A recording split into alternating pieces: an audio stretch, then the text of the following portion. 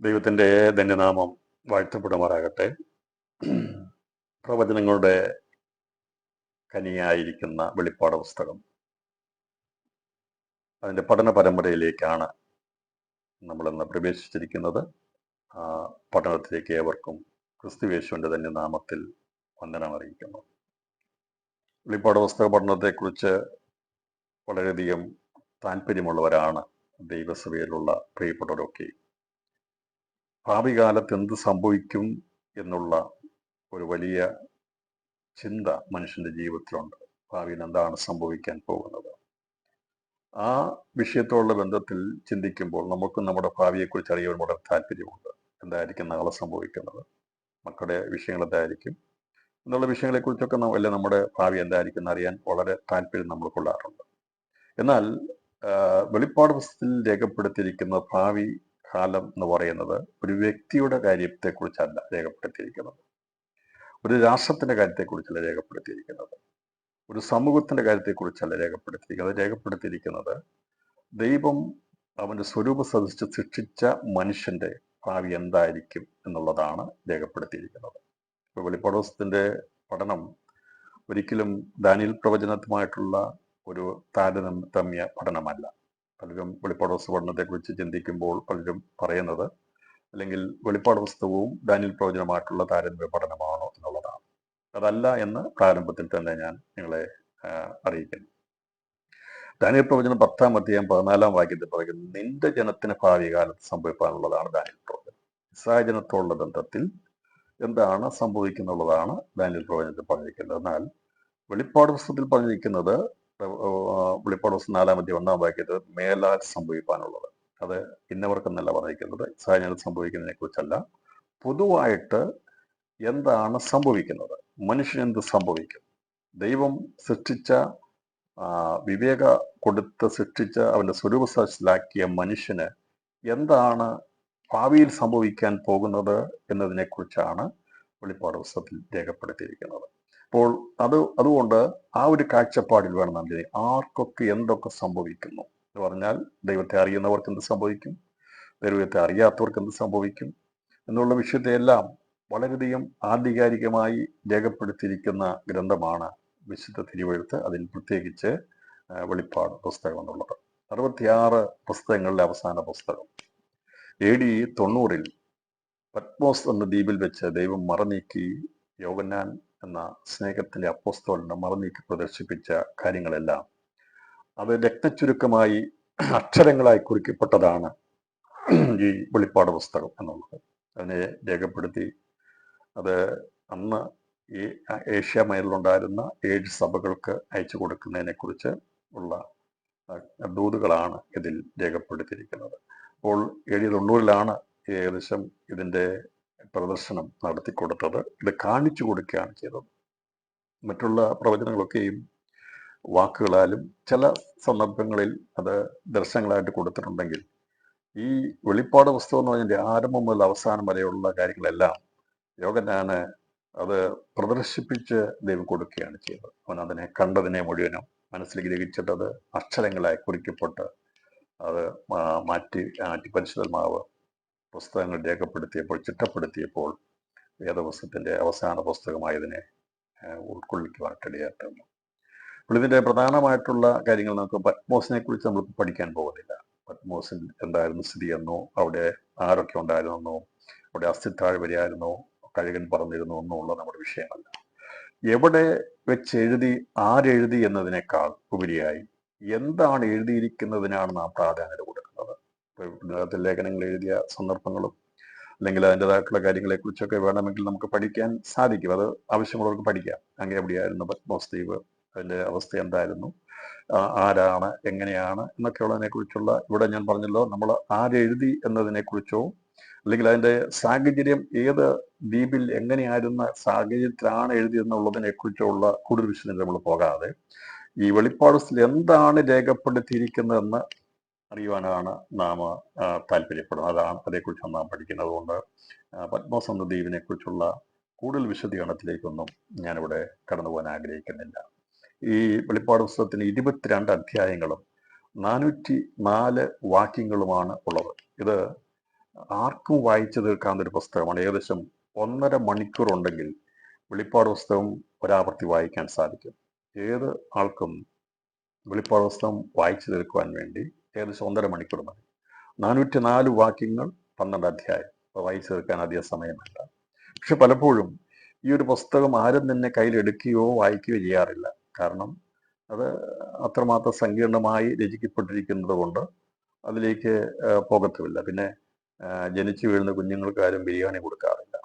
അതുകൊണ്ട് അത് പഴക്കവും തഴക്കവും ഒക്കെ ഉള്ള വരുന്നവർക്ക്, താല്പര്യമുള്ളവർക്ക് ആണ് വെളിപ്പാട് പുസ്തകം രേഖപ്പെടുത്തിയിരിക്കുന്നത്. നമ്മളാരും കുഞ്ഞുങ്ങൾക്ക് ജനിച്ചു വീഴുമ്പോൾ മട്ടൺ ബിരിയാണി, ചിക്കൻ ബിരിയാണി കൊടുക്കാറില്ല എന്ന് പറഞ്ഞതുപോലെ വെളിപ്പാട് പുസ്തകം അങ്ങനെ വിശ്വാസി വരുന്ന അല്ലെങ്കിൽ അതിന് മുമ്പുള്ള ആൾക്കാർക്ക് പെട്ടെന്ന് എടുത്തു കൊടുക്കാറില്ല. അത് ലഭിച്ച് അത് ആർക്കാണോ മനസ്സിലാക്കാൻ ഈ കട്ടിയായിട്ടുള്ളത് ഗ്രഹിക്കാൻ കഴിയുമോ അവർക്കാണ് ഇത് മനസ്സിലാക്കാൻ സാധിക്കും. എന്നാൽ അങ്ങനെ ഒരു പ്രത്യേക പ്രായപരിധിയൊന്നും ഇതിനില്ല. ആരെങ്കിലും ആഗ്രഹിച്ചാൽ അവരെ അതിന് ദൈവം പ്രാപ്തരാക്കും. നമ്മുടെ ആഗ്രഹങ്ങളെയാണ് ദൈവം സബലീകരിക്കുന്നത്. പക്ഷെ എനിക്കിത് വേണ്ട, എനിക്കിത് മനസ്സിലാകത്തില്ല എന്നുള്ളൊരു മുൻവിധി ഉണ്ടെങ്കിൽ ദൈവത്തോട് അവിടെ പറയാൻ പറ്റത്തില്ല. അതാണ് പലപ്പോഴും സഭയുള്ള ബന്ധത്തിൽ സംഭവിച്ചിരിക്കുന്നത്. ഞങ്ങൾക്കിത് മനസ്സിലാകത്തില്ല, ഞങ്ങൾക്കിത് വേണ്ട എന്നുള്ളൊരു മനോഭാവം ഉണ്ടായിക്കഴിഞ്ഞാൽ അത് പിന്നെ ചെയ്യാൻ കഴിയില്ല. എന്നാൽ എനിക്കിത് പഠിക്കണം, മനസ്സിലാക്കണം, അറിയണം എന്നുള്ള ആഗ്രഹമുള്ളവർക്ക് മാത്രമേ ഇതിൻ്റെ കാര്യങ്ങളെ വെളിപ്പെടുത്തി കിട്ടുള്ളൂ. അപ്പം നമ്മൾ വിചാരിക്കും, എന്തുകൊണ്ടാണ് ഇത്ര സങ്കീർണമായിട്ട് ഇത് രേഖപ്പെടുത്തിയിരിക്കുന്നത്? ഇത് സാധാരണ മനുഷ്യൻ അറിയാവുന്ന രീതിയിൽ എഴുതിയാൽ പോരായിരുന്നോ? അങ്ങനെയായിരുന്നെങ്കിൽ എല്ലാവർക്കും വായിച്ച് ഗ്രഹിച്ച് വരാൻ പോകുന്ന കാര്യങ്ങളെക്കുറിച്ച് മനസ്സിലാക്കത്തില്ലേ എന്നുള്ളത് നമ്മുടെ സംശയം. ഞാൻ പലപ്പോഴും ചിന്തിച്ചിട്ടുണ്ട്. അങ്ങനെ ദൈവം ഇതെല്ലാം കൃത്യമായിട്ടങ്ങ് ഒന്നിനു പുറകെ ഒന്നായിട്ട് എഴുതിയിരുന്നെങ്കിൽ, എല്ലാവർക്കും വായിക്കാൻ പറ്റി മനസ്സിലാക്കാൻ ഗ്രഹിക്കാൻ പറ്റുന്ന രീതിയിലായിരുന്നെങ്കിൽ എന്ത് എളുപ്പമായിരുന്നു. അങ്ങനെയാണ് ആരും പഠിപ്പിക്കണ്ടായിരുന്നു, വ്യാഖ്യാനിക്കണ്ടായിരുന്നു, ഒന്നും ചെയ്യേണ്ട ആവശ്യമില്ലായിരുന്നു. എന്നാൽ എന്തുകൊണ്ട് അങ്ങനെ ചെയ്തില്ല എന്നുള്ളതിൻ്റെ ഉത്തരം ഇതാണ്. നമ്മുടെ കറൻസികൾ അടിക്കുന്നതും മുദ്രപത്രങ്ങൾ ഉണ്ടാക്കുന്നതും അങ്ങനെ ഈ ലോകത്തിൻ്റെ ഇളകി മാറുന്ന അല്ലെങ്കിൽ നശ്വരമായിരിക്കുന്ന ലോകത്തിൻ്റെ രാജ്യങ്ങൾ ഉണ്ടാക്കുന്ന കറൻസികളും മുദ്രപത്രങ്ങളും ഒക്കെ അവർ പ്രിന്റ് ചെയ്യുമ്പോൾ അതിൻ്റെ അകത്ത് സങ്കീർണമായിട്ടാണത് അച്ചടിക്കാറുള്ളത്. സാധാരണ ഒരു നോട്ടീസ് അടിക്കുന്ന പോലല്ല മുദ്ര പേപ്പറുകളോ അല്ലെങ്കിൽ കറൻസിയോ ഒക്കെ അടിക്കുന്നത്. അത് സങ്കീർണമായിട്ടാണ്. കാരണം അതുപോലെ മറ്റാരും ചെയ്യാൻ പാടില്ല. എന്നാൽ അത് ചെയ്തിരിക്കുന്നത് അതിൻ്റെതായിട്ടുള്ള രഹസ്യാത്മക നിലനിർത്താൻ വേണ്ടിയാണ്. അങ്ങനെയാണെങ്കിൽ ഇളക്കമില്ലാത്ത എന്നേക്കുമുള്ള ദൈവരാജ്യത്തെക്കുറിച്ച് പറഞ്ഞിരിക്കുന്ന കാര്യങ്ങൾ മനസ്സിലാക്കേണ്ടവർ മാത്രം മനസ്സിലാക്കട്ടെ, ഗ്രഹിക്കേണ്ടവർ മാത്രം ഗ്രഹിക്കട്ടെ എന്നുള്ള ദൈവിക തീരുമാനത്തിനനുസരിച്ചാണ് ഇതിങ്ങനെ സങ്കീർണമായിട്ട് രേഖപ്പെടുത്തിയിരിക്കുന്നത്. അപ്പം അതുകൊണ്ട് സങ്കീർണമായിട്ട് രേഖപ്പെടുത്തിയിരിക്കുന്നത് എങ്കിലും ഇതിൻ്റെ ആഴങ്ങൾ മനസ്സിലാകാൻ വേണ്ടി താല്പര്യമുള്ളവരുടെ മേൽ പരിശുദ്ധാത്മാവ് അവർക്ക് വേണ്ടതായിട്ടുള്ള ജ്ഞാനം കൊടുത്തവരെ ഗ്രഹിപ്പിച്ചെടുക്കും എന്നുള്ളതും നമുക്കിവിടെ മനസ്സിലാക്കാൻ സാധിക്കുന്നു. അതുകൊണ്ട് ഇങ്ങനെ ഒരു താല്പര്യമുണ്ടെങ്കിൽ നമ്മുടെ നല്ല താല്പര്യങ്ങളെ ആണ് ദൈവം അത് നൽകുന്നത്. ചില വിചാരിക്കും, പറയാറുണ്ട്, ഞങ്ങൾ ഇത് പഠിക്കേണ്ട ആവശ്യമില്ല, കർത്താവ് വരുമ്പോൾ പോയാൽ മതി, കർത്താവ് വരുമ്പോൾ എടുക്കപ്പെട്ടാൽ മതി, അതിനുള്ള ജീവിതം മതി, ഇതൊന്നും ഞങ്ങൾക്ക് പഠിക്കേണ്ട ആവശ്യമില്ല. അത് പറയുന്നത് വാസ്തവത്തിൽ അങ്ങനെ ചിന്തിച്ചാൽ മതിയെങ്കിൽ മതി, അത് കുഴപ്പമൊന്നുമില്ല. പിന്നെ എന്തിനാ ഇത് എഴുതി വെച്ചത്? ഈ വെളിപ്പാട് പുസ്തകം എന്തിനാ എഴുതിയിരിക്കുന്നതിനാ? ഇത് സഭകളിലോട്ട് അയക്കാൻ പറഞ്ഞ എന്തിനാ? അങ്ങനെ ഇത് വേണ്ടായിരുന്നെങ്കിൽ പുസ്തകം എഴുതി വെക്കേണ്ട ആവശ്യമില്ലായിരുന്നല്ലോ. എന്നാൽ ഇത് ആവശ്യമുണ്ട്. അപ്പം ഞാൻ പറഞ്ഞല്ലോ, ഇത് എന്തുകൊണ്ട് വെളിപ്പെടുത്താതിരിക്കുന്നു ചോദിച്ചാൽ, ഭാവികാല സംഭവങ്ങളുടെ രഹസ്യങ്ങൾ വേണ്ട വിധത്തിൽ പിശാചറിയാൻ പാടില്ല, അവന് മനസ്സിലാക്കാൻ. അതുകൊണ്ടാണ് ഇതുവരെയും ഇതിൻ്റെ ചുരുൾ അഴിയപ്പെടാതിരുന്നത്. എന്നാൽ ഈ കാലഘട്ടങ്ങളിൽ ദൈവത്തിൻ്റെ വരവടുക്കുന്നത് കൊണ്ട് ഇത് അറിയിക്കേണ്ട പ്രിയപ്പെട്ടവരെ അറിയിച്ച് അതിൻ്റെ സത്യാവസ്ഥ വെളിപ്പെടുത്തി മുമ്പോട്ട് പോകണം. ഞാൻ അതിന് ഉദാഹരണമായി പറയുന്നത്, കർത്താവ് വരുമെന്ന് പറയാൻ തുടങ്ങിയിട്ട് 2000 വർഷമായി, എന്നാൽ ഇതുവരെയും കർത്താവ് വന്നില്ല. അതുകൊണ്ട് ആർക്കെങ്കിലും നഷ്ടം സംഭവിച്ചോ? എനിക്കൊരു നഷ്ടം സംഭവിച്ചില്ല, നിങ്ങൾക്ക് ആർക്കൊരു നഷ്ടം സംഭവിച്ചില്ല. ഇപ്പം കർത്താവ് വരാമെന്ന് പറഞ്ഞിട്ട് വന്നില്ലാത്തതുകൊണ്ട് നമുക്ക് ആർക്കും ഒരു നഷ്ടം സംഭവിച്ചില്ല. ഇപ്പം കർത്താവ് ഒരു 50 വർഷം മുമ്പ് വന്നിരുന്നെങ്കിൽ എനിക്ക് ഇതിലേക്ക് വരാൻ കഴിയത്തില്ലായിരുന്നു. എന്നാൽ കർത്താവ് വരാൻ താമസിക്കുന്നതിൻ്റെ കാരണം ചിലരെ കൂടി കർത്താവ് കണ്ടിരിക്കുന്നു, ചിലരെ കൂടി വളർച്ചയിലേക്ക് കർത്താവ് അതുകൊണ്ടാണ് കർത്താവ് വരാൻ താമസിക്കുന്നത്. അതുകൊണ്ട് അതേക്കുറിച്ച് ഓർത്ത് നമ്മൾ ഭാരപ്പെടേണ്ട. കർത്താവ് പറഞ്ഞിട്ട് വന്നില്ല, 1-ാം നൂറ്റാണ്ടിൽ വന്നിരുന്നെങ്കിൽ ഈ നൂറ്റാണ്ടിലുള്ളവർ തന്നെ കാണത്തില്ലായിരുന്നു. അപ്പം അതുകൊണ്ട് ഇത് എഴുതി വെച്ചിരിക്കുന്നതിൻ്റെ ഒരു പ്രത്യേകതയുണ്ട്. ഇത് എത്ര കാലം കൊണ്ട് സംഭവിച്ചു തീരണമെന്നുള്ളത് ആയതുകൊണ്ട് അതിനനുസരിച്ചാണ് ഈ കാര്യങ്ങൾ രേഖപ്പെടുത്തി വെച്ചിരിക്കുന്നത്. അതിൻ്റെ സമയത്തായിരിക്കും ദൈവം അത് വെളിപ്പെടുത്തി കൊടുക്കുകയും ചെയ്യുന്നത്. അപ്പോൾ വെളിപ്പാട് പുസ്തകത്തെക്കുറിച്ച് നമ്മൾ ചിന്തിക്കുമ്പോൾ അതിനൊരു സമയം നേരത്തെ മുൻ നിശ്ചയിച്ച് വെച്ചിട്ടുണ്ട്. ആ സമയത്തിന് മുമ്പ് നടക്കത്തില്ല, അതിനുശേഷം നടക്കത്തില്ല. എന്നാൽ ഇന്ന് പലരും എന്തെങ്കിലുമൊക്കെ ഒരു സംഭവങ്ങൾ കാണുമ്പോൾ, അത് ഭൂകമ്പം നടക്കുന്നു, അല്ലെങ്കിൽ കോവിഡ് വരുന്നു, മറ്റുള്ള വിഷയങ്ങൾ വരുമ്പോൾ ഉടനെ തന്നെ പറയും ഇതെല്ലാം വെളിപ്പാട് പുസ്തകത്തിന്റെ പ്രവചന നിവൃത്തീകരണമാണ്. പക്ഷെ ഇന്ന് പ്രാരംഭത്തിൽ തന്നെ ഞാൻ എല്ലാവരും പറയുന്നത്, വെളിപ്പാട് പുസ്തകം രേഖപ്പെടുത്തിയിരിക്കുന്ന ഭാവികാല സംഭവങ്ങൾ ഒന്നും തന്നെ ദൈവത്തിന്റെ പരിശുദ്ധാത്മാവ് ഭൂമിയിൽ ഉള്ള സമയത്ത് നടക്കത്തില്ല. അത് ഈ സമയത്ത് നടക്കുകയില്ല. ദൈവാത്മാവും സഭയും എടുക്കപ്പെട്ട ശേഷമായിട്ടാണ് ഇവിടെ സാത്താനിക മഹോത്തരവും എതിർക്രിസ്തുവിന്റെ ഭരണമൊക്കെ സംഭവിക്കുന്നത്.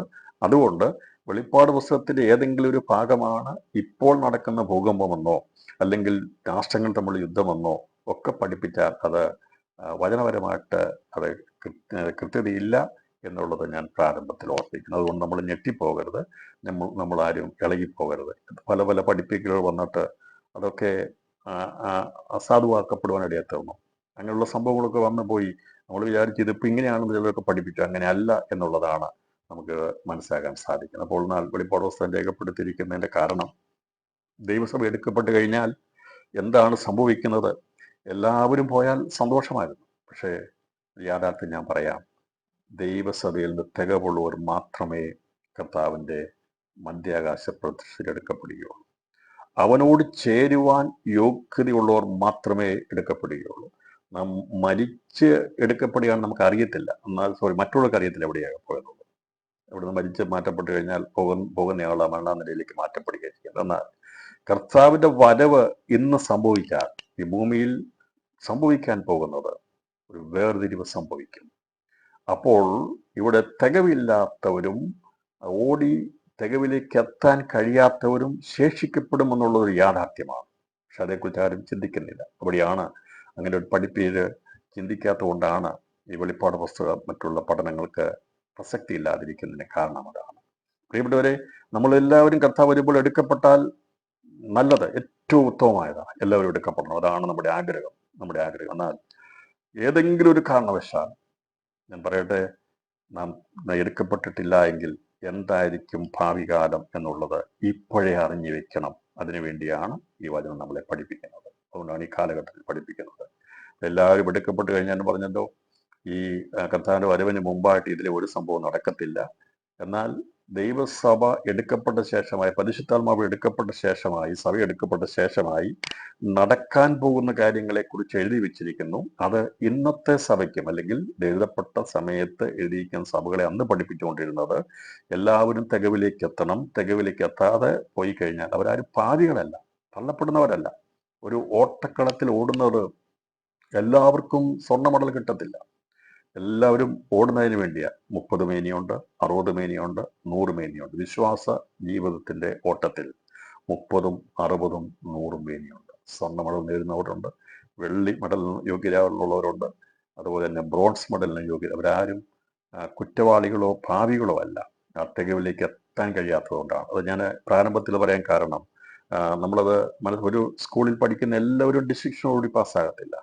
അപ്പോൾ അതിനകത്ത് പല നിലവാരമുള്ളതുപോലെ 30ഉം 60ഉം 100ഉം മേനിയുണ്ട്. അതിൽ 100 മേനിയുള്ളവരെ മാത്രമേ കർത്താവിന്റെ മധ്യാകാശത്തിൽ എടുക്കപ്പെടുകയുള്ളൂ. അല്ലാതെ ഉള്ളവർ ഈ ഭൂമിയിൽ ശേഷിക്കപ്പെടും. അങ്ങനെ ശേഷിക്കപ്പെട്ടാൽ എന്തായിരിക്കും സംഭവിക്കുക എന്നുള്ളത് കൂടി വേദപുസ്തകത്തിൽ നമ്മൾ എഴുതി വെച്ച് നമുക്ക് അതിനകത്ത് നമ്മൾ അതിൽ വരത്തില്ല എങ്കിൽ സന്തോഷം. നമ്മൾ അതിനു മുമ്പ് ലോകത്തുനിന്ന് മാറ്റപ്പെട്ടാൽ, അല്ലെങ്കിൽ കർത്താവിൽ എടുക്കപ്പെട്ടാൽ നല്ല കാര്യം. അതല്ല, അത് എന്തായിരിക്കും അതിനുശേഷമുള്ള കാര്യങ്ങളെക്കുറിച്ചെന്നുള്ളത് കൂടി വെളിപ്പാട് പുസ്തകം രേഖപ്പെടുത്തിയിട്ട് നമ്മൾ പഠിക്കുകയും മനസ്സിലാക്കുകയും ഗ്രഹിക്കുകയും ചെയ്യുന്നത് ഏതെങ്കിലും വിധത്തിൽ വല്ല വിധേന എനിക്കും കർത്താവിന്റെ വരവെങ്കിൽ എടുക്കപ്പെടണം. അതിന് എൻ്റെ ഈ സാധാരണമായിരിക്കുന്ന ഒരു ക്രിസ്ത്യ ജീവിതം കൊണ്ട് പറ്റത്തില്ല. അത് മനസ്സിലാക്കി ദൈവസന്നിധിയിൽ വിനയത്തോടുകൂടി സമർപ്പിച്ച് കർത്തവരവിന് വേണ്ടി ഒരുക്കപ്പെടുവാനുള്ള ഒരു പഠനത്തിൻ്റെ ഒരു ഉദ്ദേശമാണ് ഈ വെളിപ്പാട് പുസ്തക പഠനത്തെക്കുറിച്ച് നമ്മൾ ആഗ്രഹിക്കുന്നത്. അപ്പോൾ ഇതിനകത്ത് 404 വാക്യങ്ങളേ ഉള്ളൂ. അതിസങ്കീർണമായിട്ടാണ് രേഖപ്പെടുത്തിയിരിക്കുന്നത്. അപ്പോൾ ഇതിൻ്റെ രഹസ്യ കലവറ എന്നോളം ആർക്കും തുറക്കപ്പെട്ട് കിട്ടിയിട്ടില്ല. കാരണം അതിൻ്റെ സമയത്ത് അല്പാൽപമായി വെളിപ്പെടുത്തിക്കൊണ്ടിരിക്കുന്നതേ ഉള്ളൂ. എന്നാൽ വെളിപ്പാട് പുസ്തകത്തിൻ്റെ പൂർണ്ണമായിട്ടുള്ള പഠനമെന്നോ വ്യാഖ്യാനമെന്നോ ഞാൻ അവകാശപ്പെടുന്നില്ല. എന്നാൽ ഇതിനകത്ത് എഴുതപ്പെട്ടിരിക്കുന്ന എല്ലാ കാര്യങ്ങളെയും നമ്മൾ ഉൾക്കൊള്ളിച്ചുകൊണ്ടാണ് നാം പഠിക്കുന്നത്. അപ്പോൾ വെളിപ്പാട് പുസ്തകത്തിലെ ഇതിനകത്ത് നാം ദൈവത്തിൻ്റെ വചനത്തിലാണ് ആശ്രയിക്കുന്നത്. വെളിപ്പെടുവാൻ ഉള്ളതല്ലാതെ ഗൂഢമായിട്ടൊന്നുമില്ല, വെളിച്ചത്ത് വരുവാനുള്ളതല്ലാതെ മറയത്തൊന്നുമില്ല എന്ന യേശു ക്രിസ്തുവിൻ്റെ തിരുവായ്മൊഴിയിൽ നമ്മൾ ആശ്രയിച്ച് വേണം നമ്മൾ മനസ്സാകാനായിട്ട്. ഇപ്പം വെളിപ്പെടുവാനുള്ളതല്ലാതെ ഗൂഢമായതൊന്നുമില്ല. അപ്പോൾ കർത്താവ് ലോകത്തിൽ വന്നപ്പോൾ അവരോട് സംസാരിച്ചു. വെളിപ്പെടുവാനുള്ളതല്ലാതെ ഗൂഢമായതൊന്നുമില്ല, വെളിച്ചത്ത് വരുവാനുള്ളതല്ലാതെ മറവായതൊന്നുമില്ല. അപ്പോൾ അങ്ങനെ കർത്താവ് പറഞ്ഞപ്പോൾ അന്ന് അവർക്കിത് വെളിപ്പെടുത്തി കൊടുത്തില്ല. എന്നാൽ പിന്നീടത് വെളിപ്പാട് പുസ്തകമായിട്ട് ക്രിസ്തുയേശുവിൻ്റെ വെളിപ്പാടായി ഇത് രേഖപ്പെടുത്തുവാനിടയായി തീർന്നു. അന്ന് മുതൽ ഇതിൻ്റെ രഹസ്യ കലവറ മനസ്സിലാക്കാൻ വേണ്ടി പലരും പരിശ്രമിച്ചു. നൂറ്റാണ്ടുകളായി, ആയിരക്കണക്കിന് വർഷങ്ങളായി ഇതിനെക്കുറിച്ചുള്ള ലേഖനങ്ങൾ, പഠിപ്പിക്കുകകൾ, ചിന്തകളൊക്കെ വന്നുകൊണ്ടിരിക്കുന്നു. ഇന്നും ആത്മീയ ലോകത്തെ ഏറ്റവും അധികം ചിന്തിക്കുകയും പഠിപ്പിക്കുകയും ചെയ്തുകൊണ്ടിരിക്കുന്ന വിഷയം വെളിപ്പാട് പുസ്തകമാണ്. എന്നാൽ ഇത് വേണ്ട രീതിയിൽ ഇതിനെ വ്യാഖ്യാനിച്ചില്ല എങ്കിൽ ഗുണത്തെക്കാളേറെ ദോഷമായിരിക്കും ഉണ്ടാകുന്നത്. അതുകൊണ്ട് ഈ പഠനത്തോടുള്ള ബന്ധത്തിൽ അല്ലെങ്കിൽ ദൈവനം പഠിക്കുകയും വായിക്കുകയും ചെയ്യുമ്പോൾ യഥാർത്ഥമായിട്ടുള്ള വ്യാഖ്യാനമല്ല എങ്കിൽ അത് ഗുണത്തെക്കാളേറെ ദോഷമായിരിക്കും സംഭവിക്കുന്നത്. നമുക്കത് മരുന്ന് കഴിക്കുന്നത് പോലെയാണ്. ഡയഗ്നോസ് ചെയ്യാതെ എന്താണ് രോഗമെന്നറിയാതെ മെഡിക്കൽ സ്റ്റോറിൽ ഇരിക്കുന്ന മരുന്നെല്ലാം കൂടെ കഴിച്ചു കഴിഞ്ഞാൽ സങ്കീർണമായി തീരുകയുള്ളൂ. അതുപോലെ ഇതിൻ്റെയും കാര്യങ്ങളെ മനസ്സിലാക്കി വേണം എന്താണ് ഏത് സമയത്ത് സംഭവിക്കുന്നത്, എന്താകുന്നു എന്നുള്ളതായ വ്യക്തമായ ഒരു ധാരണ ഉണ്ടായി അതനുസരിച്ചുള്ള വ്യാഖ്യാനം ഉണ്ടെങ്കിൽ മാത്രമേ അതിന് ഗുണം വരികയുള്ളൂ. അതല്ലെങ്കിൽ ദോഷമായ ചിന്തകളിലേക്കും തെറ്റായ ഉപദേശങ്ങളിലേക്കൊക്കെ കടന്നു പോകാനുള്ള സാധ്യതകളുണ്ട്. അതുകൊണ്ട് വളരെ കർത്താവിൻ്റെ വചനത്തിൽ ആശ്രയിച്ച് താഴ്മയോടും വിനയത്തോടും വേണം നാം വചന പഠനത്തിന് വേണ്ടി പങ്കെടുക്കുവാനായിട്ട്. യോഹന്നാൻ എങ്ങനെയാണോ പത്മോസിലുണ്ടായിരുന്നത്, അവന് ഭാഗ്യമായിട്ടുള്ള ഒരു ഉപാധികളില്ലായിരുന്നു, ആരും അവനെ ഡിസ്റ്റർബ് ചെയ്യാനില്ലായിരുന്നു. ആ ഒരു ശാന്തതയും അതുപോലെ തന്നെ മുൻവിധിയൊന്നും കൂടാതെ അവൻ ഏകാന്തതയിൽ എങ്ങനെ ഇരുന്നുവോ അതേ ഒരു അനുഭവം വേണം ഈ ദൈവവചന പഠനത്തിൽ ഉണ്ടായിരിക്കേണ്ടത്. അങ്ങനെ ഒരു ആഗ്രഹത്തോടെ, വലിയൊരു വാഞ്ചയോടെ, മറ്റ് യാതൊരുവിധമായ തടസ്സങ്ങളോ തടസ്സവാദങ്ങളോ ഇല്ലാതെ സ്വസ്ഥമായിട്ട് ഇരിക്കാൻ എങ്കിൽ മാത്രമേ ഇതിൻ്റെ മർമ്മങ്ങൾ മനസ്സിലാക്കിയെടുക്കുവാൻ സാധിക്കത്തുള്ളൂ. അപ്പോൾ അത് ഓരോന്നും വളരെയധികം രീതിയിൽ അതിനെ ദൈവം സങ്കീർണമായിട്ട് രേഖപ്പെടുത്തിയിരിക്കുമ്പോൾ ഞാൻ അതിനൊരു ഉദാഹരണം പലപ്പോഴും പറഞ്ഞു കൊടുക്കാറുണ്ട്. എന്തുകൊണ്ടാണ് ഈ വെളിപ്പാട് പുസ്തക പഠനം സങ്കീർണമായിരിക്കുന്നതെന്നും ഈ മനസ്സിലാകാത്തതിൻ്റെ കാരണം എന്താണെന്നുള്ളത് കൂടി ഞാൻ വേഗത്തിൽ ഒരു ഉദാഹരണ സഹിതം മനസ്സിലാക്കി കൊണ്ടുവരാൻ ആഗ്രഹിക്കുകയാണ്. ഇതിനു മുമ്പ് എഴുതിയ പുസ്തകങ്ങളോ പഠിപ്പിക്കലുകളോ എല്ലാം തെറ്റാണെന്നല്ല, അവർക്ക് അന്ന് ലഭിച്ചിരുന്ന ആ കാലഘട്ടത്തിന് അനുയോജ്യമായ രീതിയിലുള്ള കാഴ്ചപ്പാടുകൾ, വെളിപ്പാടുകൾ ദൈവം കൊടുത്തിട്ടുണ്ട്. ഇതിനു മുമ്പ് പിതാക്കന്മാർ എഴുതിയ പുസ്തകങ്ങൾ, അവർ പഠിപ്പിച്ച കാര്യങ്ങളൊക്കെ തെറ്റോ അത് അബദ്ധമോ അല്ലെങ്കിൽ അത് ദുരുപദേശമൊന്നും അല്ല.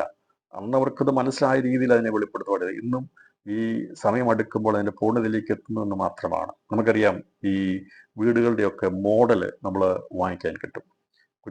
കുട്ടികൾക്ക് പഠിക്കാൻ വേണ്ടിയിട്ട് അത് നമുക്കത് കിട്ടും. വാഹനത്തിൻ്റെയോ വീടിൻ്റെയോ ഒക്കെ മോഡൽസ് കിട്ടും. അതൊരു പാക്കറ്റിലാണ് വരുന്നത്. നമ്മളത് കുഞ്ഞുങ്ങളുടെ മുമ്പിൽ അതിനെ ചെതറിച്ചെങ്കിലും അതിനുശേഷമായിട്ട് ആ കുഞ്ഞിൻ്റെ ബുദ്ധിക്കനുസരിച്ച്, പ്രായത്തിനനുസരിച്ച് അവൻ അതിനെ റീമോഡൽ ചെയ്യും. നമുക്ക് കാണാം, കുഞ്ഞുങ്ങളൊക്കെ ഇരുന്ന് നമ്മുടെയൊക്കെ ചെറുപ്പത്തിൽ കണ്ടിട്ടില്ല, പക്ഷെ ഇപ്പോഴത്തെ കുഞ്ഞുങ്ങൾക്ക് അങ്ങനെയുള്ള കളിപ്പാട്ടങ്ങളൊക്കെ കിട്ടും.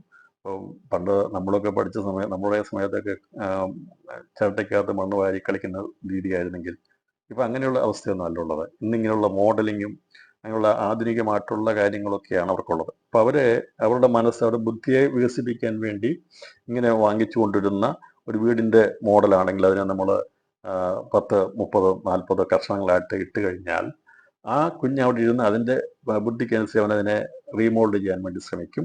പക്ഷേ ആദ്യമൊക്കെ ചെയ്യുമ്പോൾ ഒരുപാട് തെറ്റായിരിക്കും. നമ്മളാരും അവനെ തല്ലത്തില്ല, കാരണം നീ എന്താ ചെയ്യാത്തെന്ന് ചോദിക്കത്തില്ല. അവൻ്റെ ആ പ്രായത്തിനനുസരിച്ചാണ്. എന്നാൽ ഒരു പ്രായമാകുമ്പോൾ ഒരു പ്രത്യേക ബുദ്ധി അവൻ പ്രാപിച്ചു കഴിയുമ്പോൾ അതൊക്കെ കൃത്യമായിട്ട് അതിനെ മോഡൽ ഉണ്ടാക്കിയെടുക്കാൻ സാധിക്കും. ഇതുപോലെയാണ് വെളിപ്പാട് പുസ്തകവും ദൈവം ഇത് സന്ദർഭമായിട്ട് എഴുതി വെക്കാതെ ഇതിനെ എഴുതിയ ശേഷമായി ഒന്ന് ഷബിൾ ചെയ്തിട്ടിരിക്കുന്നത് എന്ന് പറഞ്ഞാൽ അതിനെ ദൈവം ഒന്ന് മൊത്തമായിട്ടൊന്ന് ട്വിസ്റ്റ് ചെയ്തിട്ടിരിക്കുകയാണ്. അപ്പോൾ വെളിപ്പാട് പുസ്തക പഠനത്തിൽ നമുക്ക് ആകേണ്ടത് ഇതിൻ്റെ അധ്യായ വാക്യ ക്രമം അനുസരിച്ച് പഠിച്ചാൽ ഒന്നും മനസ്സിലാകത്തില്ല.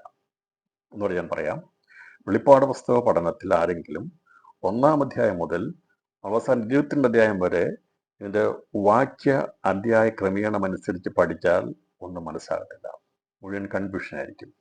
ഞാൻ പറഞ്ഞല്ലോ, ദൈവം ഇതിനെ ചതുരിച്ചിട്ടിരിക്കുകയാണ്. എന്നാൽ അതിനെ വേണ്ട രീതിയിൽ, അത് ഒന്നിനോടൊന്ന് ചേരുന്ന രീതിയിൽ അതിനെ സംഭവങ്ങളോട് ബന്ധത്തിൽ എടുത്ത് നാം അതിനെ കോട്ടണക്കി പഠിച്ചെങ്കിൽ മാത്രമേ ഇതിൻ്റെ ചുരുളുകൾ അഴിഞ്ഞു കിട്ടത്തുള്ളൂ. അതുകൊണ്ട് 1-ാം അധ്യായം, 2-ാം അധ്യായം, 3-ാം അധ്യായം ഇങ്ങനെ പഠിച്ച് 11-12 അധ്യായങ്ങളൊക്കെ പഠിച്ച് പോയി കഴിഞ്ഞാൽ 22 അധികം വായിച്ചാലും നമുക്ക് കാര്യമായിട്ടൊന്നും മനസ്സിലാകത്തില്ല. എന്നാൽ ഇതിനെ സംഭവങ്ങളോടുള്ള ബന്ധത്തിൽ അതിനെ ഒന്ന് വേർതിരിച്ച് പഠിക്കാൻ കഴിഞ്ഞാൽ, അതിനെ സെഗ്രിഗേറ്റ് ചെയ്ത് വിഭജിച്ച് ഓരോന്നും ഇന്നതെന്ന രീതിയിൽ പഠിച്ചു കഴിഞ്ഞാൽ 404 വാക്യങ്ങളും നമുക്ക് പഠിക്കാൻ കഴിയും. ഇതിനകത്ത് എഴുതിയിരിക്കുന്ന കാര്യങ്ങളെ മനസ്സിലാക്കിയെടുക്കാൻ സാധിക്കും. അങ്ങനെ ഒരു പഠനമാണ് ഈ വചന പഠനത്തെ നമ്മൾ ഉൾക്കൊണ്ടിരിക്കുന്നത്. അതുകൊണ്ടാണ് വ്യത്യസ്തമായിട്ട് എല്ലാവരും പഠിക്കുന്നത് പോലെ, അല്ലെങ്കിൽ മുമ്പ് പഠിപ്പിച്ചതുപോലെ ഇത് അധ്യായക്രമം അനുസരിച്ച് പഠിപ്പിക്കത്തില്ല. അധ്യായത്തിൻ്റെ ചില ഭാഗങ്ങൾ വരുമ്പോൾ ചില സ്ഥലത്തുനിന്ന് അതിനെ മാറിയിട്ട് നമ്മൾ ചിലത് മുമ്പോട്ട് കൊണ്ടുവന്ന് പഠിപ്പിക്കും. കാരണം അങ്ങനെ പഠിപ്പിച്ചെങ്കിലേ ഇതിൻ്റെ അകത്ത് മനസ്സിലാക്കിയെടുക്കാൻ കഴിയത്തുള്ളൂ. അന്നേരം അത് നിങ്ങൾക്കത് മനസ്സിലാകും ഞാൻ ഈ പറഞ്ഞത് എന്താണെന്നുള്ളത്. അതുകൊണ്ട് ആരെല്ലാം എൻ്റെ 1-ാം അധ്യായം മുതൽ 404 വാക്യങ്ങൾ എത്ര പ്രാവശ്യം വായിച്ചാലും, എത്ര പ്രാവശ്യം കാണാതെ എഴുതിയാലും, ഏതെല്ലാം മെസ്സേജ് കേട്ടാലും ഞാൻ ഒരു കാര്യം പറയാം, ആർക്കും അതിൻ്റെ സത്യം മനസ്സിലാക്കിയെടുക്കാൻ കഴിയത്തില്ല. എന്നാൽ ഇതിനെ സംഭവങ്ങളോടുള്ള ബന്ധത്തിൽ, അതിനെ സംഭവക്രമത്തിൽ നാം അതിനെ ഒന്ന് ഓർഡർ ചെയ്ത് പഠിക്കാമെങ്കിൽ നമുക്കത് മനസ്സിലാക്കിയെടുക്കാൻ സാധിക്കും.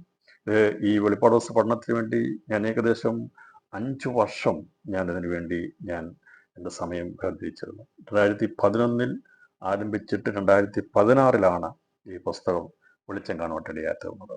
അപ്പോൾ അതിനുവേണ്ടി 2 പ്രാവശ്യം ഞാൻ കുവൈറ്റിൽ പോകാനിടയാത്തുന്നു. അവിടെ പോയിരുന്ന എൻ്റെ പ്രധാന ഉദ്ദേശം ഈ പുസ്തകത്തിൻ്റെ ക്രമീകരണമായിരുന്നു. അപ്പോൾ ഇതിനെ സബ്ജക്റ്റ് വൈസായിട്ട് ചാപ്റ്ററിൽ നിന്ന് വ്യത്യസ്തമായിട്ടുള്ള ഒരു പഠന രീതിയിലേക്ക് കൊണ്ടിരിക്കുകയും അതനുസരിച്ച് കാര്യങ്ങളെ മനസ്സിലാക്കി എഴുതുകയാണ് ഈ പുസ്തകത്തിൽ നാം ചെയ്തിരിക്കുക. നമുക്ക് മനസ്സിലാക്കി എടുക്കാൻ സാധിക്കും. അങ്ങനെയാണ് ഇത് പഠിച്ചത്. അപ്പം അതിനെ പുസ്തക രൂപത്തിലാക്കിയിട്ടുമുണ്ട്. അപ്പോൾ ഇതിനെ ആരെങ്കിലും സബ്ജക്റ്റ് വൈസ്, ചാപ്റ്റർ വൈസ് പഠിച്ചാൽ മനസ്സിലാക്കത്തില്ല. അധ്യായക്രമത്തിലല്ല ഇത് എഴുതിയിരിക്കുന്നത്. അത് രേഖപ്പെടുത്തിയ അധ്യായക്രമത്തിലാണെങ്കിലും നമ്മളതിനെ പഠിക്കണമെങ്കിൽ സംഭവക്രമത്തിൽ വേണം എന്നുള്ളത് ഈ ഇതിനോട് ബന്ധത്തിൽ പ്രത്യേകമായി ഓർപ്പിക്കുന്നു. ഇതിന് 3 ഭാഗങ്ങളായിട്ടാണ് വെളിപ്പാട് പുസ്തകമുള്ളത്. 3 ഭാഗങ്ങളായിട്ട് നമ്മൾ അതിനെ വിഭജിച്ച് പഠിക്കണം. അതിന് ആധാരമായിട്ട് 1-ാം അധ്യായം 19-ാം വാക്യമാണ് നാം വായിക്കുന്നത്. നീ കണ്ടതും ഇപ്പോൾ ഉള്ളതും ഇനി സംഭവിപ്പാനിരിക്കുന്നതും എന്നുള്ള വിഷയത്തെ 3 കാര്യങ്ങൾ, അത് ഭൂത, വർത്തമാന, ഭാവി കാലത്തോടുള്ള ബന്ധത്തിൽ അവിടെ രേഖപ്പെടുത്തിയിരിക്കുന്നു. നീ കണ്ടതും ഇപ്പോൾ ഉള്ളതും മേലാൽ സംഭവിക്കാതിരിക്കുന്നതും എന്നാണ് 3 കാര്യങ്ങൾ. 3 ഭാഗമായി തിരിക്കുമ്പോൾ, ഒന്ന് ഭൂതകാലം, ഇപ്പോൾ ഉള്ളത് വർത്തമാനകാലം, മേലാൽ ഇനി സംഭവിപ്പാനിരിക്കുന്നത് അത് ഭാവി കാലത്തോടുള്ള ബന്ധത്തിലായിരിക്കുന്നു. 3ആയിട്ട് നാം ഇതിനെ തരംതിരിച്ച് പഠിക്കുമ്പോൾ നമുക്ക് ഇതിനെ 3 ഭാഗങ്ങൾ. ഒന്ന് യോഹന്നാൻ കണ്ടത്. അപ്പോൾ യോഹന്നാൻ കണ്ടതെന്ന് പറയുമ്പോൾ പത്മോസിൽ വെച്ച് കണ്ട ഒരു ദർശനം മാത്രമല്ല, ക്രിസ്തുവിനെ മാത്രമല്ല യോഹന്നാൻ കണ്ടത്. അപ്പം അതുകൊണ്ടാണ് ഇതിൽ 1-ാം അധ്യായം 10-ാം വാക്യം നീ കണ്ടെന്ന് പറയുമ്പോൾ അവിടെ എന്ന് മുതൽ യോഹന്നാൻ യേശുവിനെ കാണാൻ തുടങ്ങിയോ ആ സംഭവങ്ങളെല്ലാം ഉൾപ്പെടുന്നതാണ് യോഹന്നാൻ കണ്ടത്. അതിൻ്റെ അർത്ഥം സുവിശേഷത്തിൽ ആരംഭമിടുന്നു. അപ്പോൾ സുവിശേഷങ്ങൾ, 4 സുവിശേഷങ്ങൾ. അതിനുശേഷമായി ഇപ്പോൾ ഉള്ളതെന്ന് പറയുമ്പോൾ അത് ദൈവസഭയാണ്. അപ്പോസ്തല പ്രവൃത്തിയിൽ അത് ദൈവസഭ സ്ഥാപിതമാകുന്നു. അതിനുശേഷമുള്ള ലേഖനങ്ങൾ, അതിനുശേഷമായിട്ട് മേലാൽ സംഭവിക്കാനുള്ളത്. ഇങ്ങനെയാണ് പുതിയ നിയമം ക്രമീകരിച്ചത്. ഇപ്പോൾ പുതിയ നിയമത്തെ നമുക്ക് അന്ത്യകാല സംഭവങ്ങളെന്ന് പറയാൻ സാധിക്കും.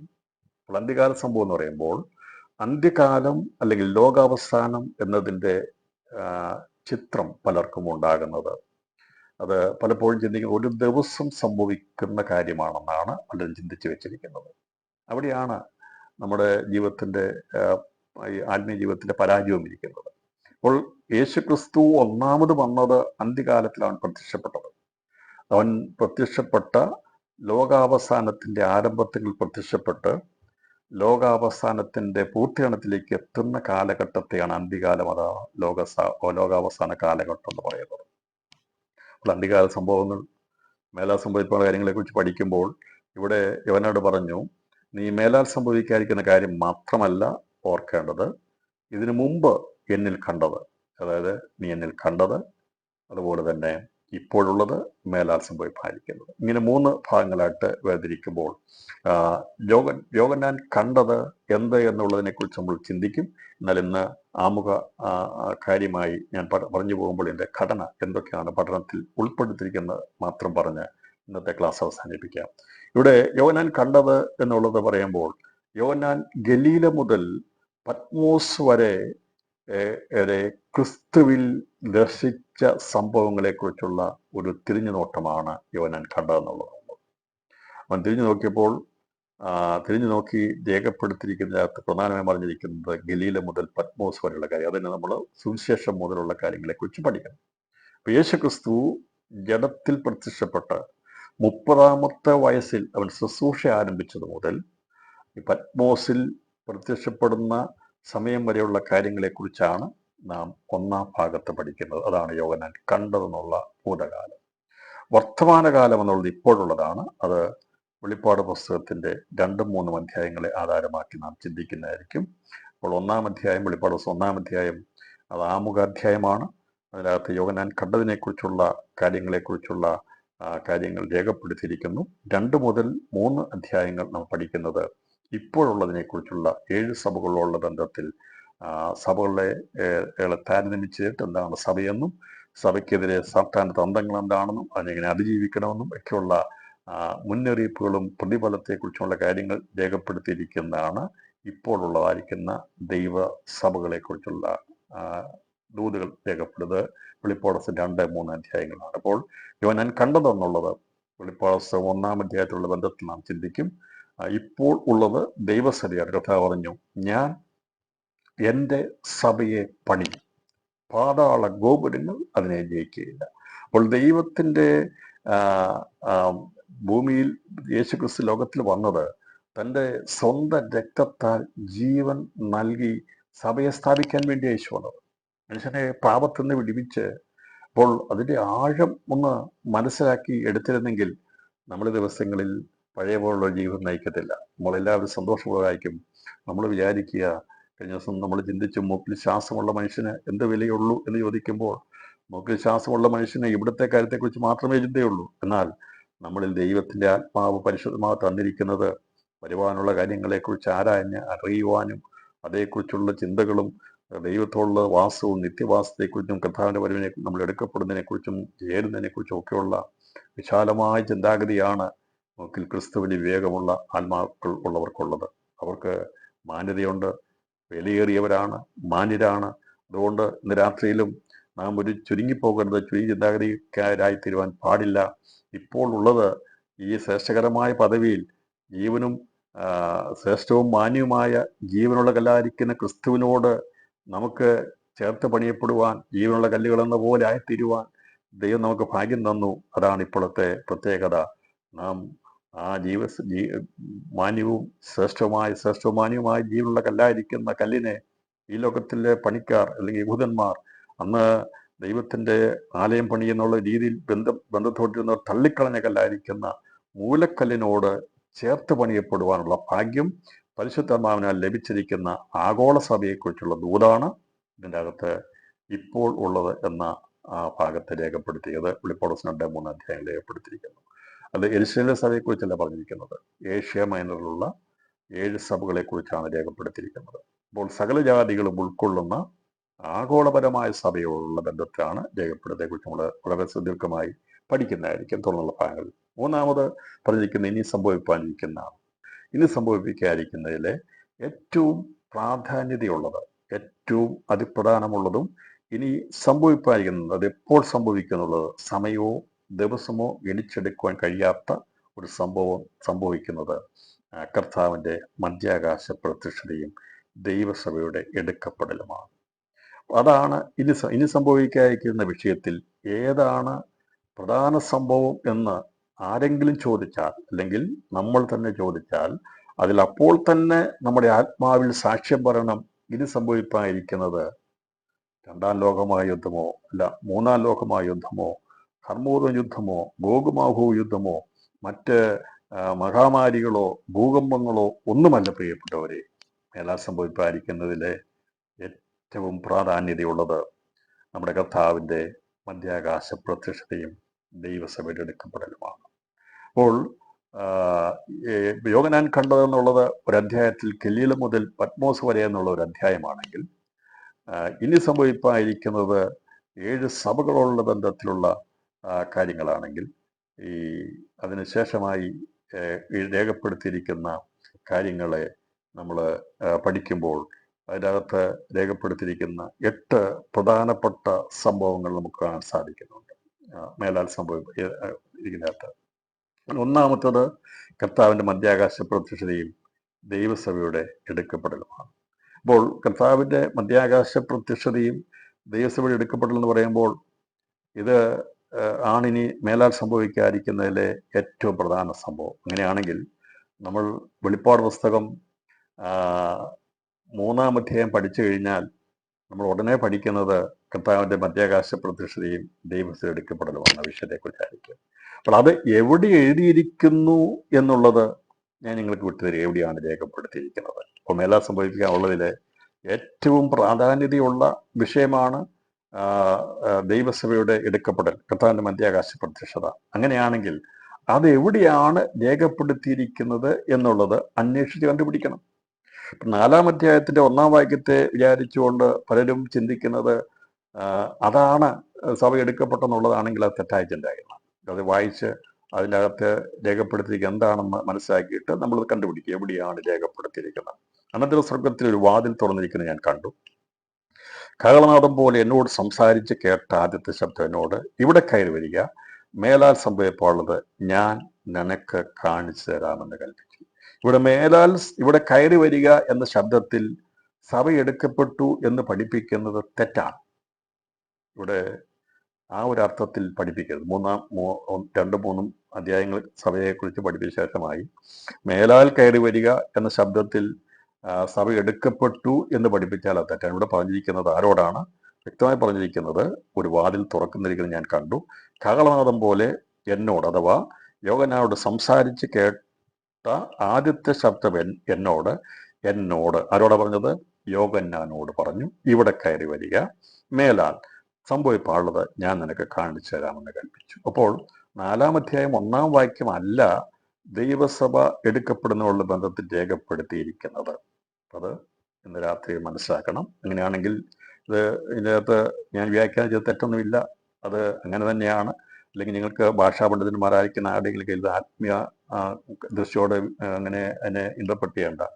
രേഖപ്പെടുത്തിയിരിക്കുന്നത് എന്താണ് അതിൻ്റെ അർത്ഥം മനസ്സിലാക്കിയെടുക്കാൻ സാധിക്കുമ്പോൾ, ഇവിടെ യോഹന്നാനോട് സംസാരിച്ചു, മേലാൽ സംഭവങ്ങളെ കാണിക്കാൻ വേണ്ടി നീ കയറി വരിക എന്ന് പറഞ്ഞാൽ ആത്മവിശ്വൽ ഉയരത്തേക്ക് എടുത്തു. അതല്ലാതെ ദൈവസഭയുടെ എടുക്കപ്പെടലുമായിട്ട് ഇതിന് ഈ ബന്ധമില്ല എന്നുള്ളത് അസന്നിഗ്ധമായി വചനത്തിന് ആധികാരികതയിൽ ഞാൻ അവിടെ തെളിയിക്കുന്നു. ഇങ്ങനെ ഇതാരെങ്കിലും ദൈവസഭ എടുക്കപ്പെടുന്നത് 4-ാം അധ്യായം 1-ാം വാക്യമാണെന്ന് പറഞ്ഞാൽ അതങ്ങനെയല്ല എന്നുള്ളത് ഇവിടെ ഇത് വായിച്ച് മനസ്സിലാക്കുമ്പോൾ ഗ്രഹിച്ചെടുക്കാൻ സാധിക്കും. അങ്ങനെയാണെങ്കിൽ എവിടെയാണ് ഇത് രേഖപ്പെടുത്തിയിരിക്കുന്നത് എന്നുള്ളത് നാം അന്വേഷിച്ച് കണ്ടെത്തണം. അങ്ങനെ വരുമ്പോഴാണ് നമുക്ക് അധ്യായക്രമത്തിൽ നിന്ന് വിട്ടിട്ട് സംഭവക്രമത്തിലേക്ക് നമ്മൾ പോകുന്നത്. അതുകൊണ്ടാണ് ഈ 3-ാം അധ്യായം 22-ാമത്തെ വാക്യം പഠിപ്പിച്ചു കഴിഞ്ഞാൽ വേഗത്തിൽ പഠിപ്പിക്കുന്നത് വെളിപ്പാട് ദിവസം 12-ാം അധ്യായത്തിലായിരിക്കും. വെളിപ്പാട് ദിവസം 12-ാം അധ്യായത്തിലാണ് കർത്താവിൻ്റെ മധ്യാകാശ വരവിനെ കുറിച്ചും ദൈവസഭയുടെ എടുക്കപ്പെടലിനെ കുറിച്ചും രേഖപ്പെടുത്തിയിരിക്കുന്നത്. ദൈവം വെച്ചാൽ നമ്മൾ അതേക്കുറിച്ച് പഠിക്കുന്നതായിരിക്കും. ഏത് വാക്യത്തിൻ്റെ അടിസ്ഥാനത്തിലാണ് അങ്ങനെ ചിന്തിക്കുന്നതെന്നൊക്കെ ഉള്ളത് നമുക്കത് ഗ്രഹിച്ചെടുക്കാൻ സാധിക്കും. ഞാനതിൻ്റെ ഒരു ഹിൻഡ്, ഒരു സൂചന തന്നെന്ന് മാത്രമേ ഉള്ളൂ. അപ്പോൾ എന്തുകൊണ്ട് വചന ക്രമീകരണം അല്ലെങ്കിൽ അധ്യായത്തിൽ നിന്നും മാറുന്നു എന്ന് പറയുമ്പോൾ 4-ാം അധ്യായം 1-ാം വാക്യം വായിച്ചപ്പോൾ അത് യോഹന്നാനോട് പറഞ്ഞതാണെന്ന് മനസ്സിലായി. സഭ എടുക്കപ്പെട്ടതല്ല എന്നുള്ളത് മനസ്സിലായതുകൊണ്ട്, എന്നാൽ അത് എവിടെയാണെന്നുള്ളത് അന്വേഷിച്ച് വായിച്ച് കണ്ടെത്തുമ്പോൾ 12-ാം അധ്യായത്തിലേക്കാണ് നമ്മൾ പോകുന്നത്. അപ്പോൾ നമ്മൾ പഠിക്കുന്ന നമ്മൾ ഈ പഠിക്കുന്ന ചിന്തകളിലെ സംഭവങ്ങളിലെ മേലർ സംഭവിപ്പാളിലെ ഏറ്റവും പ്രധാനമായിട്ടുള്ളത് കർത്താവിൻ്റെ മധ്യാകാശ പ്രത്യക്ഷതയും ദൈവസഭയുടെ എടുക്കപ്പെടലുമാണ്. അതിനുശേഷമായി എടുക്കപ്പെടുന്ന സഭ എവിടെ? മണിയറയിലാണോ? അത് എവിടെയാകുന്നു എന്നുള്ളതിനെക്കുറിച്ചാണ് ചിന്ത. പലരും പഠിപ്പിക്കുന്ന മധ്യാകാശം മണിയറയുണ്ടെന്നൊക്കെയുള്ള ബൈബിളിലില്ല. ഞാനിതിൻ്റെ ഉൽപ്പത്തി മുതൽ വെളിപ്പാടുകളുള്ള ഭാഗങ്ങൾ വായിച്ചു നോക്കിയിട്ടും ദൈവസഭ എടുക്കപ്പെട്ട് മണിയറയിൽ പോകുന്നതിനെക്കുറിച്ച് രേഖപ്പെടുത്തിയിട്ടില്ല. പക്ഷേ അന്ന് അതിൻ്റെ ഉള്ള രീതിയിൽ അവർ ചിന്തിച്ച് അത് പഠിച്ചു. എന്നാൽ എടുക്കപ്പെടുന്ന സഭ എവിടെയാകുന്നു എന്നുള്ളത് വെളിപ്പാട് പുസ്തകത്തിൽ രേഖപ്പെടുത്തിയിട്ടുണ്ട്, 4-ാം അധ്യായം രേഖപ്പെടുത്തിയിട്ടുണ്ട്. അപ്പോൾ അത് നമ്മൾ മനസ്സിലാക്കും. എന്താണ് ദൈവസഭ എടുക്കപ്പെട്ടാൽ പിന്നെ എവിടെയാണ്? അപ്പോൾ എടുക്കപ്പെടുന്ന സഭയെക്കുറിച്ച് നമ്മൾ വ്യക്തമായി മനസ്സിലാക്കി എവിടെയായിരിക്കും. നമ്മളിപ്പോൾ ഇവിടുന്ന് എടുക്കപ്പെട്ട് കഴിഞ്ഞാൽ എവിടേക്കാണ് നാം എത്തിച്ചേരുന്നത് എന്നുള്ളത് മനസ്സിലാക്കിയെടുക്കാൻ നമുക്ക് സാധിക്കും. അതിനെക്കുറിച്ച് നമ്മൾ പഠിക്കും. അത് വെളിപ്പാട് 4-5 അധ്യായങ്ങൾ രേഖപ്പെടുത്തിയിട്ടുണ്ട്. അതായിരിക്കും നമ്മൾ സഭയുള്ള പ്രാവണാനന്തര സംഭവങ്ങളുടെ വിഷയത്തെക്കുറിച്ച് ചിന്തിക്കുന്നത്. അതിനുശേഷം സംഭവിക്കാൻ പോകുന്നത് സാപ്താനിക മഹോത്തരമാണ്. സഭ എടുക്കപ്പെട്ട ശേഷം, അഥവാ എല്ലാ സഭ മൊത്തമല്ല, ആഗോള സഭ എടുക്കപ്പെടുകയല്ല. പ്രത്യേകം ശ്രദ്ധിക്കണം. സഭയിൽ ആദിജാതന്മാരുടെ സഭയുണ്ട്. സ്വർഗത്തിൽ പേഴുതയ്ക്കുന്ന ആദിജാതന്മാരുടെ സഭ. ക്രിസ്തുവാണ് മരണത്തിൽ നിന്ന് ആദിജാതനായി ഉയർത്തപ്പെട്ട് സ്വർഗാതിസ്വർഗത്തിൻ്റെ ആദ്യഫലമായി തീർന്നത്. അപ്പോൾ അവനോട് ചേരുവാൻ അതേ പ്രതിമയായി രൂപാന്തരപ്പെടുന്നവരുടെ സഭയാണ് ആദിജാതന്മാരുടെ സഭ. അപ്പോൾ ആദിജാതന്മാരുടെ സഭ ഒരിക്കലും ഈ പറയുന്ന സാത്താനിക മഹോത്സവത്തിലൂടെ കടന്നു പോകത്തില്ല. എന്നാൽ സഭയുടെ ശേഷിപ്പ് ഭൂമിയിൽ ഉണ്ടായിരിക്കും. അവർ സാത്താനിക മഹോത്സവത്തിലൂടെയും എതിർക്രിസ്തുവിൻ്റെ പണ്ടത്തിലൂടെയും കടന്നു പോകേണ്ടതായിട്ടും വരും. അപ്പോൾ ഒരുപാട് ചിന്തകളും ചോദ്യങ്ങളൊക്കെ ഉള്ളൊരു വിഷയമാണ്.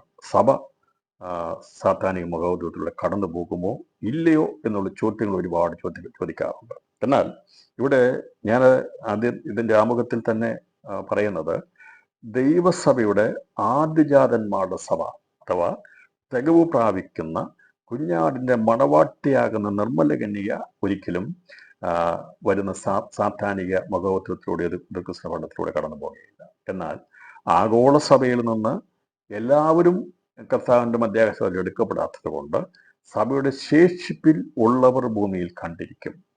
അവര് ഇതിന് ശേഷമുള്ള സാത്താനിക മഹോത്സവത്തിലൂടെയും എതിർക്രിസ്തു പണ്ടത്തിലൂടെയും കടന്നു പോകണം. കർത്താവ് ലോകാവസാനത്തോളം എന്ന് പറഞ്ഞാൽ കർത്താവ് രണ്ടാമത് വരുന്നവരെയും ദൈവസഭയുടെ ശേഷിപ്പ് ഭൂമിയിലുണ്ടായിരിക്കും. ഇതിനകത്ത് വിവിധ നിരകളെ തിരിച്ചെടുക്കാനുണ്ട്.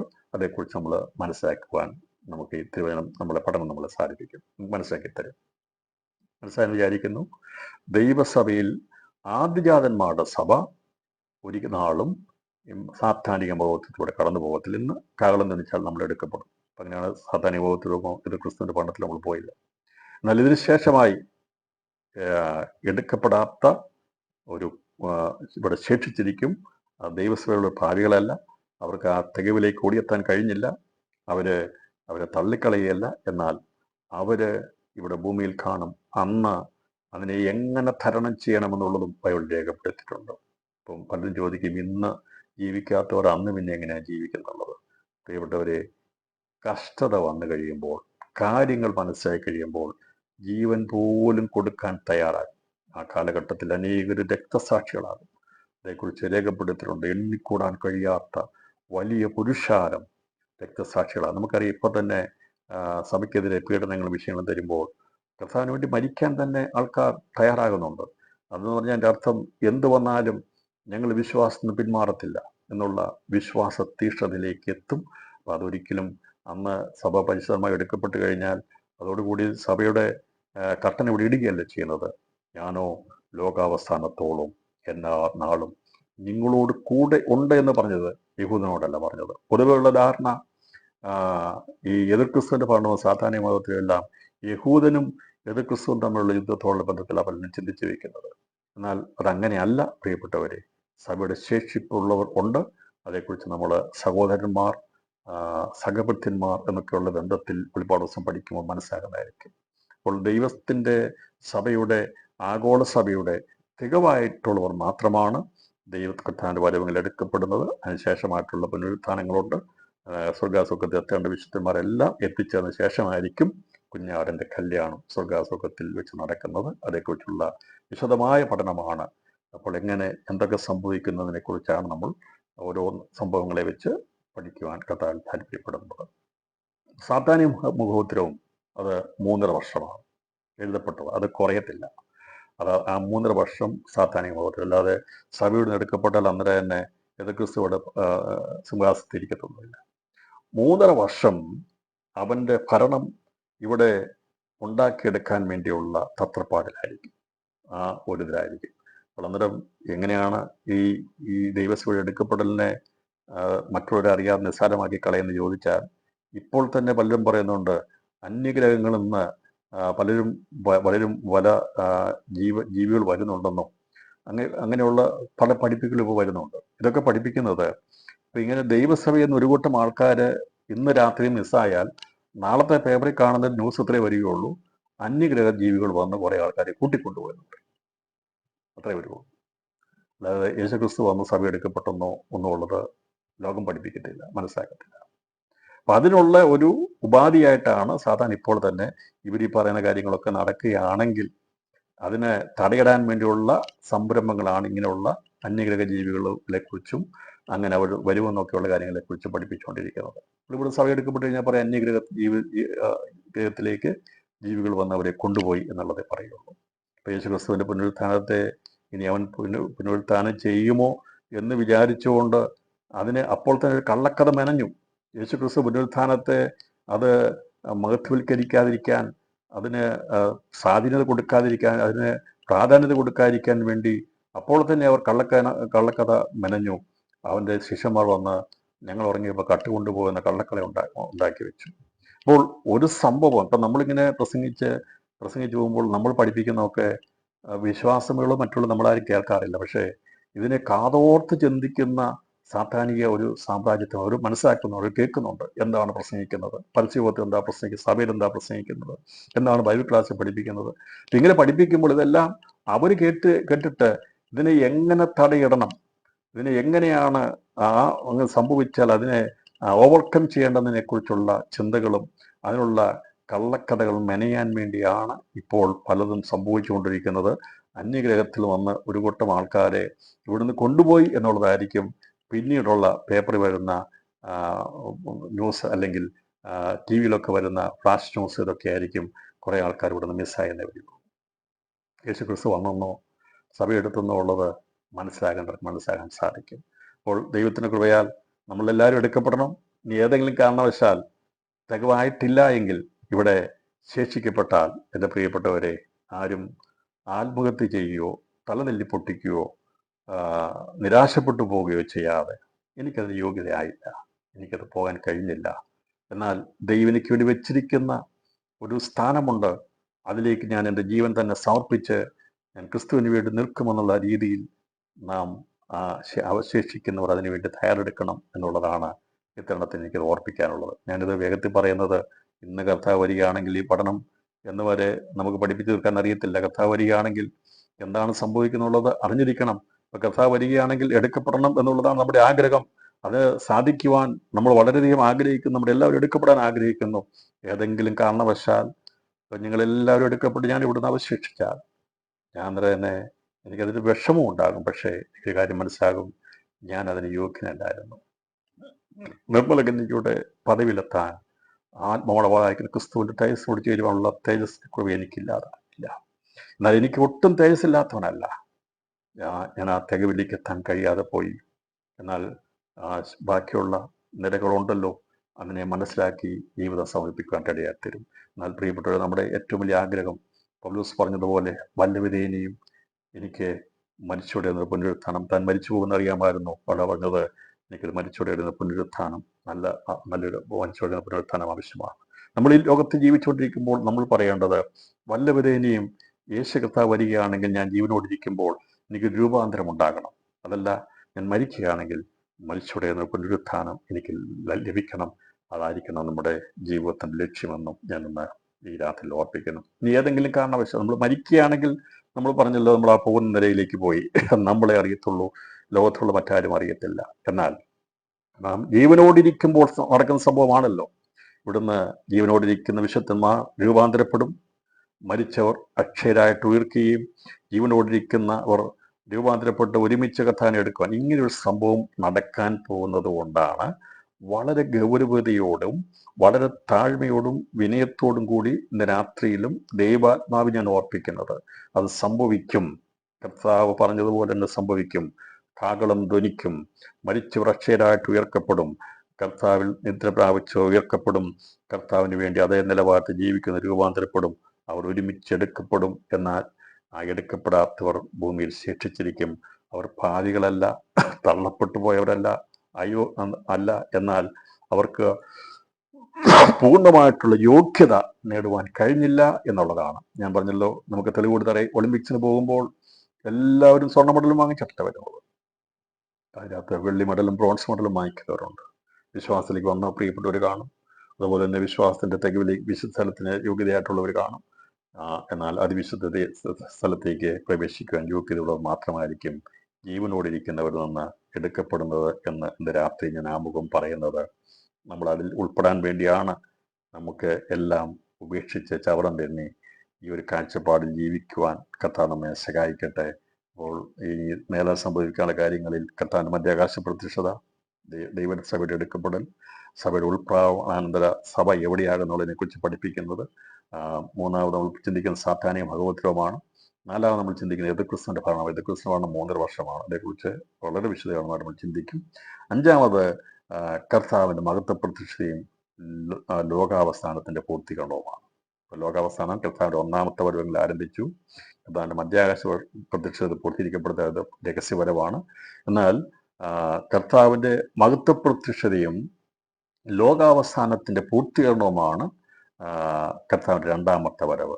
അതിനുശേഷമായി സംഭവിക്കുന്നത് സഹസ്രാബ്ദ വാഴ്ചയാണ്. അതിനുശേഷമായി ഒടുക്കത്തെ നാളിൽ നടക്കുന്ന മരിച്ചവരുടെ അന്ത്യന്യായവിധിയാണ്. 8ാമത്തെ സംഭവം ദൈവിക നിത്യതയിലെ പുതിയ ആകാശ, പുതിയ ഭൂമി, പുതിയ യെരൂശലേം എന്നിവയാകുന്നു. ഇത്രയും വിഷയങ്ങളെ കുറിച്ചാണ് നമ്മൾ ചിന്തിക്കുന്നത്. 22 അധ്യായങ്ങൾ, 404 വാക്യങ്ങളുള്ള വെളിപ്പാട് പുസ്തകത്തിൻ്റെ പഠനത്തിൽ 10 അധ്യായങ്ങളായിട്ട് ഈ പറയുന്ന എല്ലാ കാര്യങ്ങളെക്കുറിച്ച് നമ്മൾ ചിന്തിക്കും.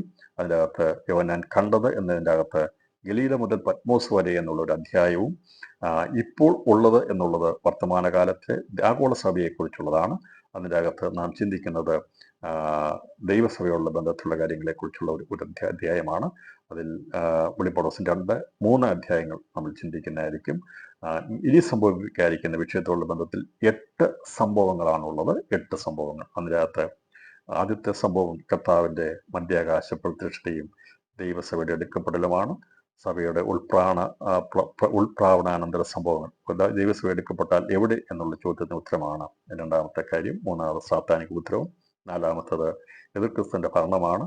കർത്താവിൻ്റെ മഹത്വ പ്രത്യക്ഷ ലോകാവസാനത്തിൻ്റെ പൂർത്തീകരണവും അതിനുശേഷമായി സഹസ്രാബ്ദ വാഴ്ച, അതിന് അവസാനമായി ഒടുക്കത്തെ നാൾ നടക്കുന്ന മരിച്ചവരുടെ അന്ത്യന്യായവിധി, ദൈവിക നിത്യതയിലെ പുതിയ ആകാശ, പുതിയ ഭൂമി, പുതിയ യെരൂശലേം. ഇങ്ങനെ 10 അധ്യായങ്ങൾ ആണ് നമ്മൾ ഈ പഠനത്തോടുള്ള ബന്ധത്തിൽ 10 അധ്യായങ്ങളുള്ള 10 ഭാഗങ്ങളുള്ള ബന്ധത്തിൽ പഠിക്കുന്ന 10 സംഭവങ്ങൾ. അപ്പോൾ 10 സംഭവങ്ങളുള്ള ബന്ധത്തിലാണ് നാം ഈ പഠനം പൂർത്തീകരിക്കാൻ കർത്താവിൽ താല്പര്യപ്പെടുന്നത്. ഇന്ന് സമയം പൂർത്തീകരിക്കപ്പെട്ടതുകൊണ്ട് ഞാൻ ഈ വചന പഠനത്തിന് ഇന്ന് വിരാമം വിടുവാൻ കർത്താവിൽ താല്പര്യപ്പെടുകയാണ്.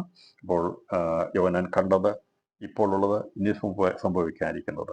ദൈവം വെച്ചാൽ നാളെ നമ്മൾ ചിന്തിക്കുന്നത് യോഹന്നാൻ കണ്ടത് എന്താകുന്നെന്ന്. ഗലീല മുതൽ പത്മോസ് വരെ യോഹന്നാൻ കണ്ടതിനെ കുറിച്ചാണ് ചിന്തിക്കുന്നത്. ആമുഖ പഠനത്തിൽ നിങ്ങൾക്ക് എന്തെങ്കിലും സംശയങ്ങളോ ക്ലാരിഫിക്കേഷനോ ആവശ്യമുണ്ടെങ്കിൽ ചോദിക്കാമെന്നുള്ളത് വിശ്വാസങ്ങൾ ഓർപ്പിക്കുന്നു. ഇന്ന് രാത്രിയിൽ ദൈവത്തിൻ്റെ കാര്യങ്ങൾ നമ്മളെ തന്നെ സമർപ്പിച്ച് പ്രാർത്ഥിക്കാം. കർത്താവ് നമ്മെ സഹായിക്കട്ടെ. കർത്താവിൻ്റെ വരവ് ഇന്ന് രാത്രിയിലാണെങ്കിൽ നാം എല്ലാവരും ഒരുമിച്ച് എടുക്കപ്പെടണം. എന്നാൽ കർത്താവിൻ്റെ വരവെങ്കിൽ നമുക്ക് ഒരുമിച്ച് എടുക്കപ്പെടുവാനുള്ള യോഗ്യതയ്ക്കായി പരിശുദ്ധാത്മ നമ്മളെ യോഗ്യരാകട്ടെ. അത് നമ്മളെ പരീക്ഷ നടത്തിയോ ഒന്നുമല്ല നമ്മളെ കൊണ്ടുപോകുന്നത്. നമ്മുടെ ജീവിതത്തിൻ്റെ ദൈവം നമ്മളെക്കുറിച്ച് കണ്ടിരിക്കുന്ന ആ നിലവാരത്തിലേക്ക്, ആ തികവിലേക്ക് എത്തുവാൻ കഴിഞ്ഞിട്ടുണ്ടെങ്കിൽ, ദൈവത്തിൻ്റെ പരിശുദ്ധാത്മാവ് നമ്മെ ആ ക്രിസ്തുവിനോട് ചേരുവാനുള്ള അവൻ്റെ അതേ പ്രതിബിംബമായി നമ്മെ മാറ്റിയിട്ടുണ്ടെങ്കിൽ നമുക്ക് എടുക്കപ്പെടുവാൻ കഴിയും. ഇന്ന് രാത്രിയിൽ ദൈവത്തോടെ കർത്താവെ, ഞാൻ അതിന് യോഗ്യനല്ല, എന്നാൽ അങ്ങ് വരുമ്പോൾ എന്നെ കൂടി ഓർക്കണമേ എന്ന് നമുക്ക് ആത്മാർത്ഥമായി പ്രാർത്ഥിക്കാം. എല്ലാ കണ്ണുകളും ദൈവത്തിൽ അടയപ്പെട്ടാട്ടെ. എല്ലാവരും അല്പസമയം ദൈവസേനയിൽ ഏൽപ്പിച്ചു കൊടുത്താട്ടെ.